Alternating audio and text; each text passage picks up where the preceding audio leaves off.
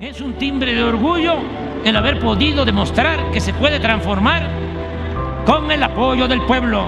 Nada me hace más feliz que haber logrado reducir la pobreza y la desigualdad en el país. Ha quedado demostrado que se puede gobernar en beneficio de todos los mexicanos sin aceptar recetas, modelos o agendas impuestas por organismos financieros internacionales o por poderes hegemónicos de cualquier signo político o ideológico. Ha quedado de manifiesto, entre otras cosas, la imperiosa necesidad de separar el poder económico del poder político. Tengan para que aprendan. Necesitamos continuar con esa política, una auténtica democracia, no una simulación, no una oligarquía con fachada de democracia. Democracia verdadera, poder del pueblo. Queremos Kratos con demos. Democracia, lo hemos dicho varias veces, se compone de dos partes. Demos es pueblo, Kratos es poder. La democracia es el poder del pueblo. Lo que quieren los oligarcas es Kratos sin demos. Quieren poder sin pueblo. ¡Al carajo con eso!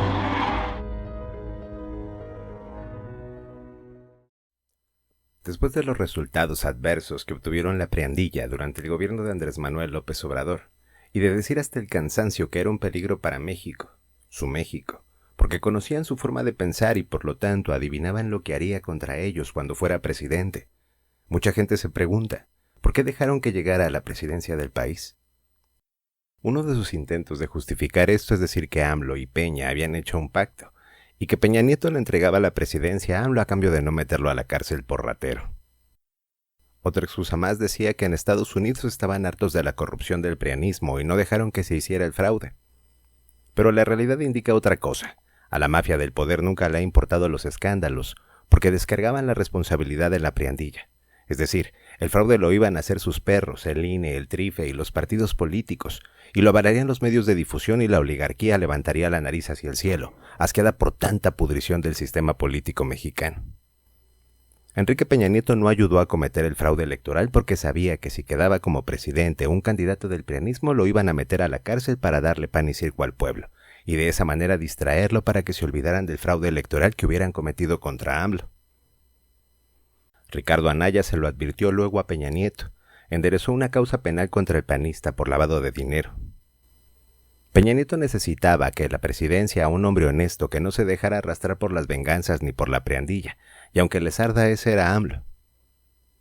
En Estados Unidos poco les importaba lo que se cocinaba en México. Ellos pensaban que todos los políticos mexicanos tenían un precio o una larga cola para que se las pisaran, y que AMLO lo doblegarían como a los otros. Para eso capturaron al exsecretario de las Fuerzas Armadas Salvador Cienfuegos Cepeda, y dirían que Cienfuegos enlodó a gente cercana a AMLO, en casos de corrupción. Entonces el presidente negociaría para tapar a su gente y con eso lo tendrían doblado. Y entonces, ¿por qué la mafia del poder permitió que AMLO llegara a la presidencia del país? Bueno, pues porque tenían el control absoluto de los factores de poderes oficial, fáctico y de México. ¿Y cuáles son esos poderes oficial y fáctico? Los gobiernos municipales, estatales y el gobierno federal, las instituciones autónomas, el INE, el TRIFE, el CRE, el INAI, el IFETEL, etc., al Congreso Federal, a los congresos locales y, claro, a la joya de la corona, al Poder Judicial Federal. ¿Y quién es el poder fáctico? Pues bueno, los organismos no gubernamentales, los organismos empresariales, los luchadores sociales, la radio, la televisión, las redes sociales, el cine, los periódicos y la otra joya de su corona, los cárteles del crimen organizado. Dentro del plan de la priandilla se encontraba primero someter a AMLO diciéndole que sin los empresarios no podría gobernar al país, y que sin los empresarios México se le caería en pedazos.